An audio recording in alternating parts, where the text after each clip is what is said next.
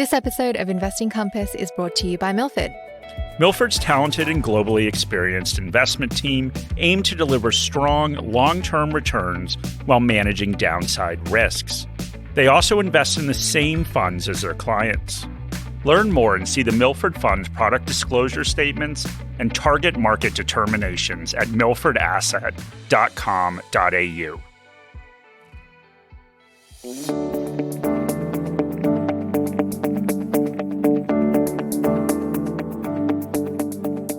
Welcome to another episode of Investing Compass. Before we begin, a quick note that the information in this podcast is general in nature.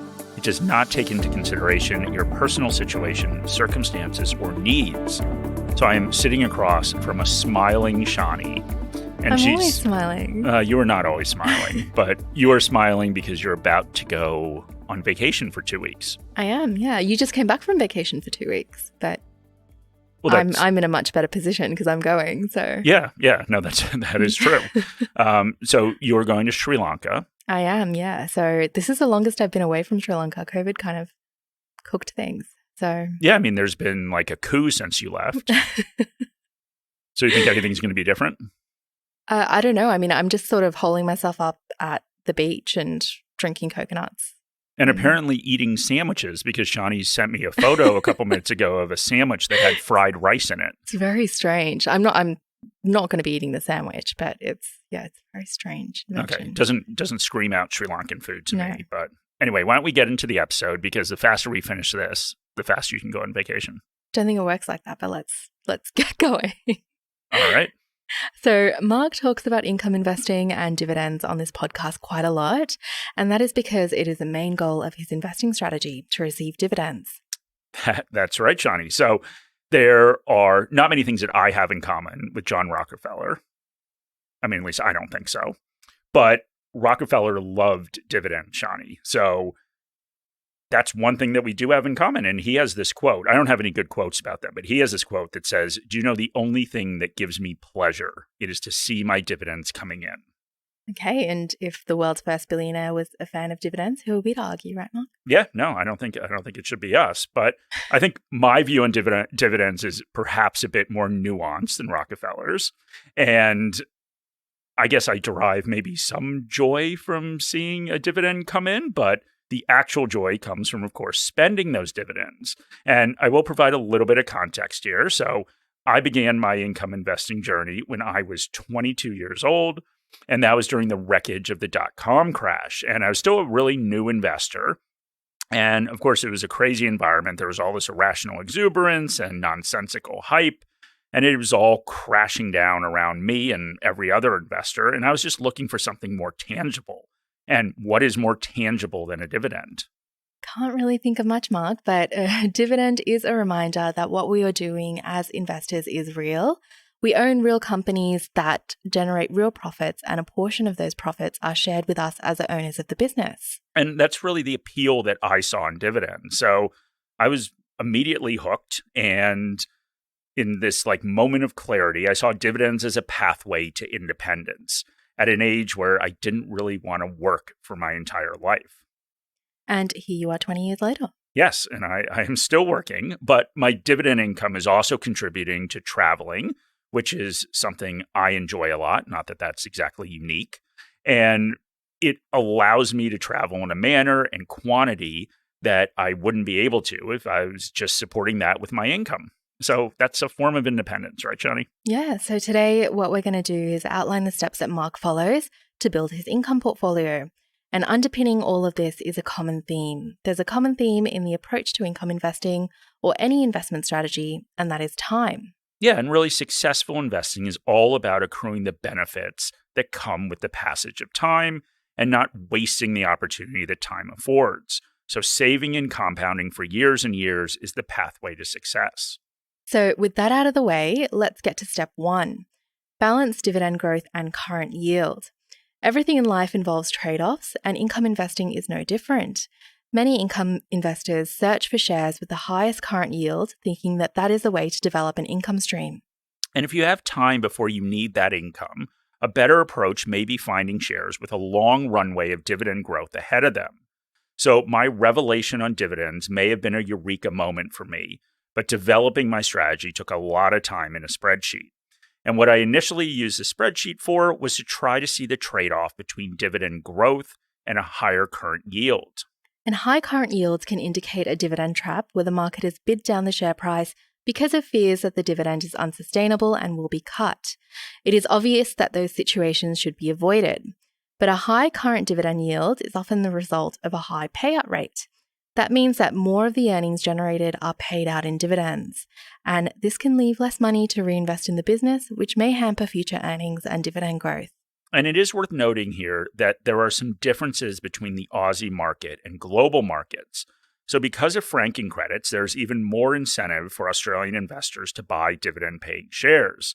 And so companies, of course, respond to this, and they pay high dividends compared to the rest of the world. But these high dividend yields mean high payout rates, and historically, the dividend growth has been lower in Australia. So let's give an example of this trade-off, and we'll use Genesis Energy. So that is a share with the ticker symbol GNE. It's currently yielding a really healthy 5.9%. All right, so let's compare this to one of Mark's recent purchases, American Tower, listed on the New York Stock Exchange with the ticker symbol AMT. It has a current yield of 2.68%. As an investor looking for the highest possible income stream in 10 years, the current yield may not be the key driver of total income in a decade's time. So let's say you invest $10,000 in each share. You would have a current income of $590 from Genesis and $268 from American Tower. Over the past 5 years, Genesis's dividend went from 17 cents a share to 15 cents a share. So if we assume that they reverse this trend and manage to grow the dividend 2% a year for the next decade, your total income in 2033 would be $719 a year. To match that with American Tower, you would need dividend growth of 10.38% a year. That does sound like a pretty tall order, but we can see that American Tower has managed to grow their dividend at an average of just under 19% over the last 5 years. And predicting future growth in dividends is not easy. They are, after all, a product of management's willingness to keep growing the dividend and the underlying performance of the company to support that growth. The point of considering this trade-off is to understand that building an income portfolio may involve a mixture of high-yielding shares and shares that have the opportunity to grow their dividends. Relying too much on the former can stunt your overall dividend growth. And it's important to point out that just because you don't need to withdraw income over the next 10 years or so doesn't mean that it serves no purpose and has no use. The beauty of pre-drawdown income investing is that you can turbocharge growth by dividend reinvestment. And that brings us to the next step of the process. This is compounding your income growth. Rising dividends is one source of income growth in your portfolio, but there's another powerful driver, and that's using dividend income you've received to buy more shares. Those additional shares will also pay a dividend, which will grow your income further. This can be done either through a dividend reinvestment plan or a DRIP, which will give you more shares of the company paying the dividend, or by collecting the dividends and investing them in other companies. This is compounding for income. And we love examples here at Investing Compass, so let's give another one. Okay, so we'll take you back to 2013. So Shawnee was in uni, and I was already an old man. And I bought 860 shares of Cisco. So that is a share listed on the New York Stock Exchange with the ticker symbol CSCO. So I turned on the DRIP plan and have left it on ever since. So I now own 1,654 shares without ever having made another purchase. So in 2013, Cisco paid 68 cents a share in dividends. The dividends stayed the same. My income would have grown from just over $584 a year to $1,124 a year. But luckily for me and other Cisco shareholders, the dividend did not stay the same, and Cisco paid $1.52 a share in 2022. That represents dividend growth of 8.28% a year. Yet my income from Cisco was $2,514 a year in 2022, which is a growth rate of 15.72% per year. So I've almost doubled my per year income growth through the compounding effect of dividend reinvestment. But I do think an important disclaimer to make here is that Mark has cherry-picked this position to illustrate the impact of compounding.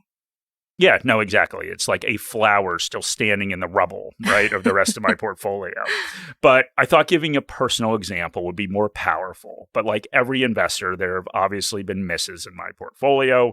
Dividends have been cut and growth that has never materialized. And I'm not a fan of manifesting, Shani, if that surprises you. But understanding what success looks like can help identify potential opportunities while maintaining the patience to see them through. All right, so far, we've covered off on two sources of income growth with dividend increases and the compounding effects of dividend reinvestment. The third is new contributions you make to your portfolio, and that is another source of income growth in your portfolio. Exactly. So the more you save and invest, the more you grow your income. The market cap weighted dividend yield of the ASX is currently around 4.5%. So if you contribute $10,000 a year to your portfolio, you will add $450 in income. And that's, of course, assuming you achieve the average yield. So my initial goal when I was younger was to grow my total dividend income by 10% a year. And initially, this was easily achievable. So my contributions were relatively large in comparison to my total portfolio size. And if we expand on that example, if you have a $100,000 portfolio that matches the approximate 4.5% yield of the ASX, you will have total income of $4,500 a year. Investing $10K and getting $450 a year in additional income gives you 10% growth before accounting for dividend increases or the impact of reinvestment. But that becomes harder to achieve when your portfolio grows. For example, if you have a $500,000 portfolio generating $22,500 in income, you would need income growth of $2,250 to hit that 10% goal. Yeah, and even if your contributions double to $20,000 a year, you're still only adding $900 of income based on that 4.5% yield. And that leaves a shortfall of $1,350 to be made up from dividend increases and the impact of reinvestment. And I personally confronted the reality of this math after several years of investing, which sent me back into the spreadsheet to try and solve this problem. And unfortunately, there is no formula for this reality of income investing. So Mark, how have you thought about this with your portfolio? Well, I basically realized that a tiered approach to income growth is more realistic. So maybe a double-digit goal is possible if you were just starting out, but that will get lower over time. So you can account for this in any projections you're making. So it's worth exploring the source of income growth in your portfolio. So figure out how much you can contribute and how much additional income that gets you. Then look at the growth achievable from dividend reinvestment. The quick way to do this is looking at the total expected yearly dividends and the yield of your current portfolio. This will slightly underestimate the total income growth from dividend reinvestment, as you will get a quarterly compounding effect from quarterly dividends and semi-annual compounding effect from semi-annual dividends. The remainder will come from dividend growth. Okay, so we're on to our last step, and this is one of our favorites, and we think it will be yours as well. Okay, so everyone has different goals and circumstances. And for me, I made the decision that I would start to spend part of my dividends to fund travel. And I did this for several reasons. Primarily, I was comfortable with my pathway for building a retirement nest egg. For retirement, I'll take a total return approach and fund withdrawals with both asset sales and income. And part of the reason why I made this decision is because I didn't have an overwhelming desire to retire at 50, which is my original goal. And this is a concept that Morningstar Investment Management portfolio manager Jody Fitzgerald recently discussed on our podcast Investing Compass. We'll pop a link to this episode in our resources page. But I'm on track to achieve my retirement goal provided I can stay employed, and that's a big if, as Shani continually tells me. But I'm also comfortable that I have enough of a cash buffer in my emergency fund to ensure that a period of unemployment won't derail my plans. And finally, I've used a bit of mental accounting as encouragement to keep saving in non-retirement accounts. And I'm, of course, aware that in a rational sense, putting more money into one account nets out when I'm withdrawing money in dividends from another. But I do find this approach mentally comforting. It's kind of like steps, right, Shani? So like many people, we both track our steps. But you're in competitions with your family. I am, yes. And, then you feel like you haven't really done anything if you take a walk without your phone and you're not tracking your steps. So that's like my mental accounting. Alrighty then. Okay, Shani is looking at me like I'm crazy. But anyway, what I've done is I've set up a situation where every 5 years, I turn the dividend reinvestment off in an account and add another source of funds to my travel income stream. I then direct my savings into the next account that will go through this transition and try and grow the income as much as possible before that time. And as I previously stated, this makes little sense, as I could simply fund travel with my salary, but there's something about passive income that just makes it a little more special than laboring to get it. And maybe this is just simply a mental trick for self-encouragement, but it works for me.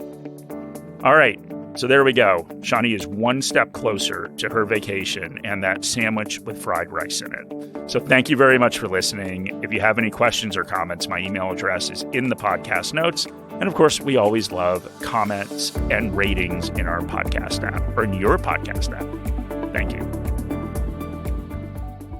Want to give your portfolio an offensive and defensive strategy? Check out the award-winning Milford Australian Absolute Growth Fund. Utilising the skills of Milford's experienced investment team, the Milford Australian Absolute Growth Fund has been focusing on delivering a smoother journey for investors for over half a decade. With an emphasis on managing risk and generating absolute returns, this lower volatility equity fund can play a key role in a diversified portfolio.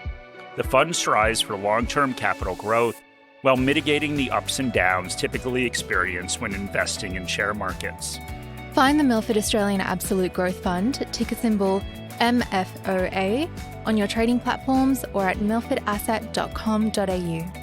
And before you invest, be sure to read the fund's product disclosure statement and target market determination, also found at milfordasset.com.au.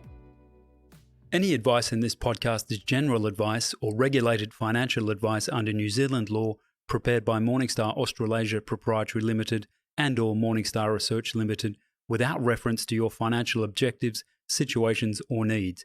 You should consider the advice in light of these matters and any relevant product disclosure statement before making any decision to invest. To obtain advice for your own situation, contact a financial advisor.